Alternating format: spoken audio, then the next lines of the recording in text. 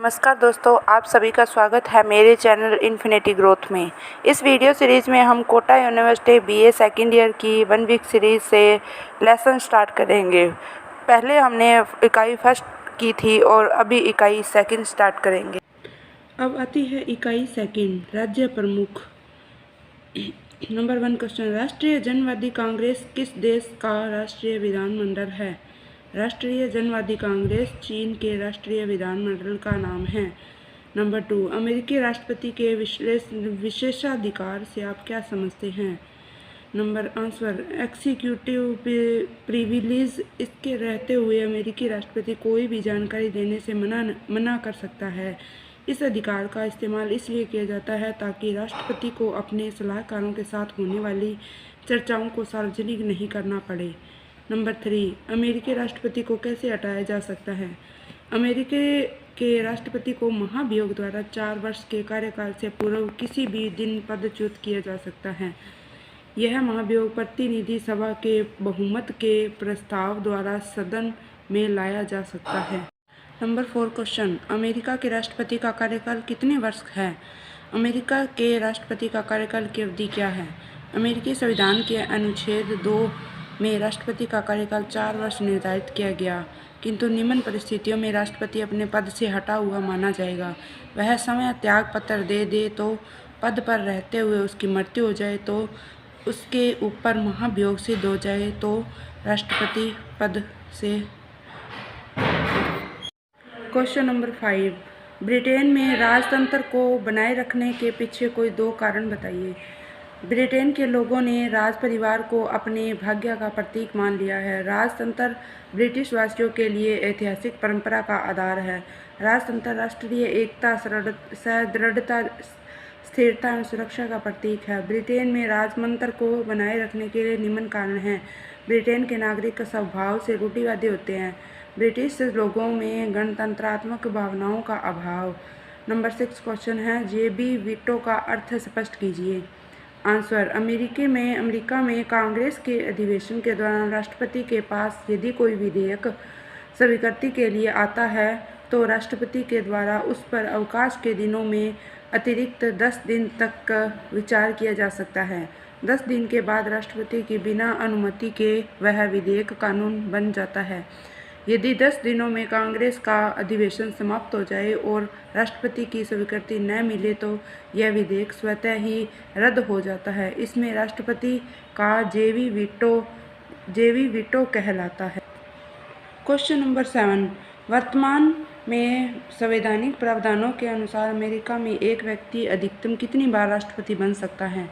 मूल संविधान में राष्ट्रपति के पुनर्निर्वाचन पर कोई प्रतिबंध नहीं था, परंतु प्रथम राष्ट्रपति जॉर्ज वाशिंगटन ने तीसरी बार चुनाव लड़ने से इनकार करके इस परंपरा की स्थापना की कि कोई व्यक्ति अधिकतम 2 बार राष्ट्रपति पद के लिए चुनाव लड़ सकता है।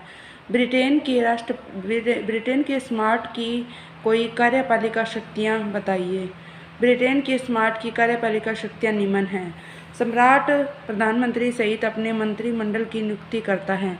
युद्ध, शांति और तटस्थता की घोषणा कर सकता है।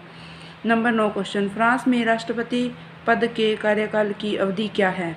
आंसर, वर्ष 2002 में किए गए संशोधन के अनुसार अब फ्रांसीसी राष्ट्रपति का कार्यकाल 5 वर्ष होता है। क्वेश्चन नंबर 10, ब्रिटेन के सम्राट को नाम मात्र का कार्यपालिका अध्यक्ष क्यों माना जाता है? ब्रिटेन सम्राट कार्यपालिका का औपचारिक प्रधान है क्योंकि शासन की वास्तविक शक्तियां उसके पास नहीं है। वास्तविक शक्तियों का प्रयोग प्रधानमंत्री और कैबिनेट मंत्रिमंडल के द्वारा किया जाता है। इसलिए ब्रिटेन में सम्राट को नाम मात्र का कार्यपालिका अध्यक्ष माना जाता है।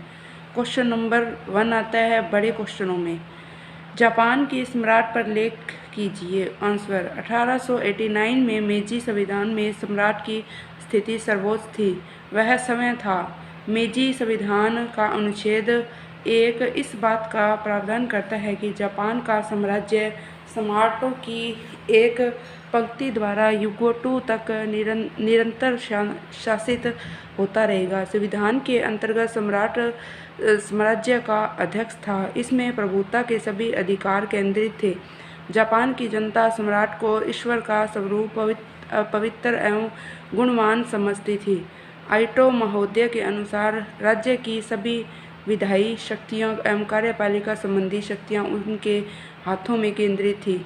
देश के राजनीतिक जीवन के सभी सूत्र उसके नियंत्रण में इस प्रकार थे जैसे शरीर के सभी अंगों पर मस्तिष्क का नियंत्रण होता है। सम्राट की वर्तमान स्थिति। द्वितीय विश्व युद्ध के बाद जापान में सम्राट और जनता के बीच उपयुक्त संवैधानिक सिद्धांतों में परिवर्तन आ गया। 13 मई 1947 को नवीन संविधान अस्तित्व में आया और सम्राट की स्थिति में परिवर्तन आ गया।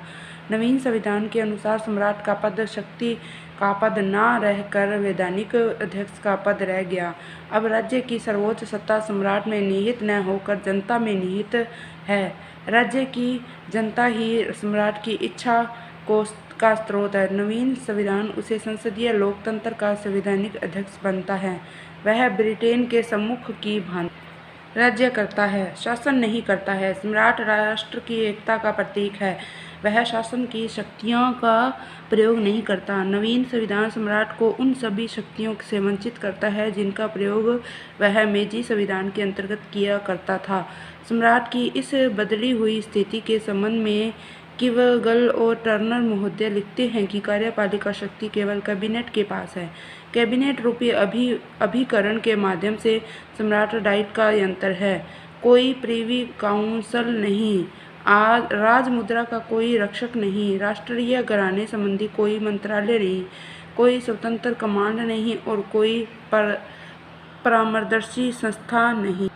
क्वेश्चन नंबर 2, फ्रांस के राष्ट्रपति की स्थिति पर प्रकाश डालिए। फ्रांसीसी राष्ट्रपति की स्थिति का परीक्षण कीजिए। आंसर, फ्रांस के तृतीय और चतुर्थ गणतंत्र में राष्ट्रपति पद की व्यवस्था की गई थी और संविधान द्वारा संसदात्मक व्यवस्था को अपनाया गया था तथा राष्ट्रपति कार्यपालिका का औपचारिक प्रधान मात्र था। लेकिन चतुर्थ गणतंत्र के संविधान में अपनाई गई संसदात्मक व्यवस्था ने राजनीतिक अस्थिरता को जन्म दिया। इस आधार पर गणतंत्र के संविधान में परिवर्तन किए गए तथा संसदात्मक व्यवस्था के स्थान अर्ध-अध्यक्षीय व्यवस्था को अपनाया गया और राजनीतिक अस्थिरता को दूर करने के लिए राष्ट्रपति को शक्तिशाली स्थिति प्रदान की गई। फ्रांस के राष्ट्रपति की स्थिति। पंचम गणतंत्र के संविधान द्वारा राष्ट्रपति को इतनी शक्तियां प्रदान की गई कि विद्वानों द्वारा उसके अधिनायक हो जाने की शंका व्यक्त की गई। इस S.E. फाइनल फ्रांसीसी राष्ट्रपति की स्थिति के संबंध में लिखते हैं, वह एक अति राष्ट्रपति है। वह फ्रांस में सर्वोच्च पदाधिकारी है। उसकी स्थिति श्रेष्ठ है। उसकी शक्तियां असीमित और उत्तरदायी है। उसकी अनुत्तरदायी शक्तियों के व्यापक भंडार को देखकर आलोचकों को इसमें नेपोलियन तृतीय की छाया नजर आती है। मैडीज फ्रांस का मत है कि राष्ट्रपति एक गैर वंशानुगत राजा बनाया गया है और उसे ऐसी शक्तियां प्रदान की गई है कि वह समय को एक वैधानिक अधिनायक बना सकता है। अमेरिका के राष्ट्रपति की भांति ना तो उस फ्रांसीसी संसद का नियंत्रण है और ना ही न्यायिक पुनरावलोकन का नियंत्रण है। देशद्रोहियों के आरोप को छोड़कर उसे समय से पूर्व पदच्युत भी नहीं किया जा सकता। पांचवें गणराज्य के संविधान निर्माताओं का उद्देश्य राष्ट्रपति पद को शक्तिशाली बनाना था ताकि तीसरे और चौथे गणराज्य की दुर्बलताओं और अस्थिरता पर काबू पाया जा सके। पंचम गणराज्य के प्रथम राष्ट्रपति द गोल के व्यक्तित्व और कार्यशैली ने उसकी शक्तियों में और अधिक विस्तार कर दिया। उसके व्यक्तित्व की छाप वर्तमान राष्ट्रपति पर नजर आती है। फ्रांस का राष्ट्रपति वर्तमान में समूचे राष्ट्र का प्रतिनिधित्व करता है और तथ्य उसकी शक्ति और स्थिति को चार चांद। संक्षेप में यह कहा जा सकता है कि फ्रांस का राष्ट्रपति राज्य भी करता है और शासन भी। वह एक साथ शासन की प्रेरक शक्ति, राष्ट्रीय एकता का एक संरक्षक, राष्ट्र का नेता, मार्गदर्शन, मुक्तिदाता और संवैधानिक माध्यम की भूमिका का निर्वाह करता है।